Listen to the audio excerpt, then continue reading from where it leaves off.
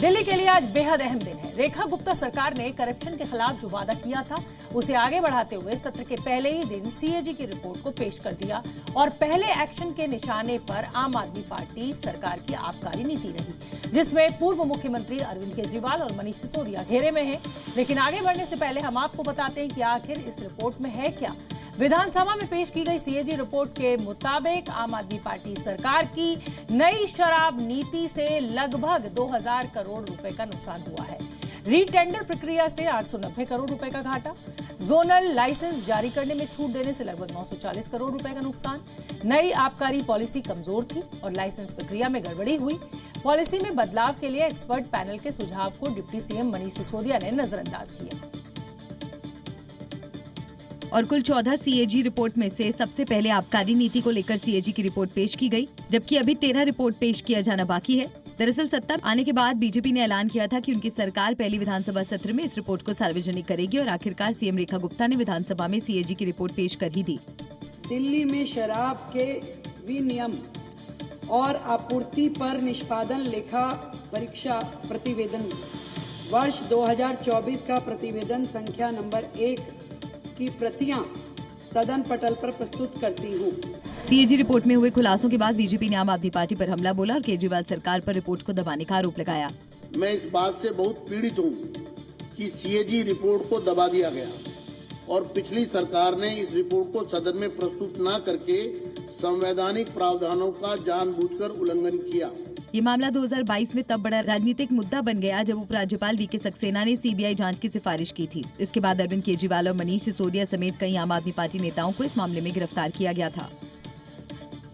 अगली खबर का रुख करेंगे। नियंत्रक एवं महालेखा परीक्षा की 14 रिपोर्ट में से आबकारी नीति पर सीएजी की रिपोर्ट तो पेश हो गई, अभी 13 रिपोर्ट्स और आनी है। लेकिन रिपोर्ट पेश होने के बाद आम आदमी पार्टी और हमलावर हो गई और विधानसभा में पेश सीएजी रिपोर्ट के आधार पर यह दावा किया कि नई नीति पारदर्शी थी और कालाबाजारी रोकने के उपाय थे, जिससे दिल्ली में राजस्व बढ़ना चाहिए था। आतिशी ने यह भी दावा किया कि यही नीति जब पंजाब में लागू हुई तो वहां एक्साइज राजस्व बढ़ गया। दिल्ली में ये नई नीति लागू नहीं हुई, इसलिए 2000 करोड़ रुपए का घाटा हुआ और इसकी जांच होनी चाहिए कि इसे किसने लागू नहीं होने दिया। और जिस वक्त दिल्ली विधानसभा में सीएजी रिपोर्ट पेश हो रही थी, तब सदन में आम आदमी पार्टी का एक भी विधायक मौजूद नहीं था। लेकिन सीएजी रिपोर्ट के आधार पर आम आदमी पार्टी के नेताओं ने बीजेपी पर पलटवार किया। मैं तो कई सालों से कह रही हूँ, लेकिन आज सीएजी रिपोर्ट बता रही है अपने 8वें चैप्टर में कि जो न्यू एक्साइज पॉलिसी 2021 में दिल्ली सरकार, आम आदमी पार्टी की सरकार लेके आई, उस एक्साइज पॉलिसी के माध्यम से दिल्ली सरकार का खजाना बढ़ना चाहिए। 2 साल से हजारों छापे मारे गए, सारे जेल में डाल दिए गए, सारे जगह जांच कर ली, कुछ नहीं मिला आज तक। भारतीय जनता पार्टी केवल काम से बचने के लिए नए नए हथकंडे ढूंढ रही है, बहाने ढूंढ रही है। लेकिन बीजेपी के मंत्री अब आम आदमी पार्टी की सरकार के एक घोटाले की पोल खोलने का दावा कर रहे हैं। इनके जितने भी करप्शन थे, चाहे वो शीश महल था, चाहे वो जल बोर्ड का घोटाला था, चाहे वो क्लासरूम का घोटाला था, चाहे वो स्कूल्स का घोटाला था, जो भी इनके घोटाले थे, सारे घोटाले सामने आएंगे।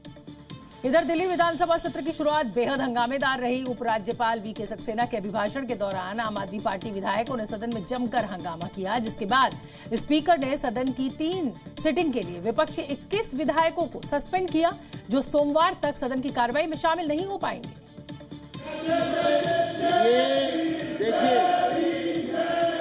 मार्शल और विधानसभा के अंदर संविधान निर्माता भीमराव अंबेडकर के नारे लगाने लगे।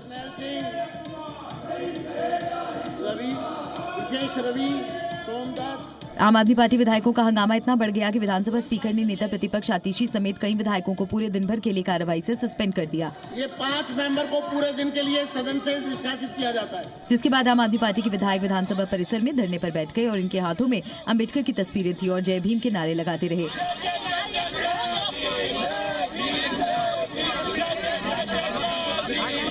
इससे पहले एलजी के भाषण के दौरान बीजेपी विधायकों ने सदन में मोदी मोदी के नारे लगाए।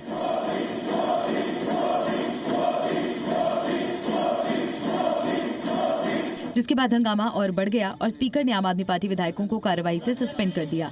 नेता प्रतिपक्ष आतिशी ने स्पीकर पर दोहरे मापदंड अपनाने का आरोप लगाया। जब हमने बाबा साहब के नाम के नारे विधानसभा में लगाए तो आम आदमी पार्टी के विधायकों को निष्कासित कर दिया गया। जब भारतीय जनता पार्टी के विधायकों ने मोदी जी के नारे लगाए तो उनको छुआ भी नहीं। इसका क्या मतलब है? तो वहीं दूसरी ओर भारतीय जनता पार्टी के विधायकों ने स्पीकर के एक्शन को सही ठहराया और कहा कि कानून का उल्लंघन करने पर सस्पेंशन होगा। सदन तो नियमों से चलेगा, सदन कानून से चलेगा। अगर आप बार बार कानून का उल्लंघन करेंगे और आप इस तरह से करेंगे तो आपको सदन से बाहर ही किया जाएगा। खैर, दिल्ली विधानसभा की आज की तस्वीर बिल्कुल उलट थी। जो लोग कभी सत्ता में बैठते थे वही आम आदमी पार्टी अपने 22 विधायकों के साथ विपक्ष में बैठे थे, और जो विजेंद्र गुप्ता कभी विपक्ष में थे वो आज स्पीकर की कुर्सी पर विराजमान थे। सी न्यूज़।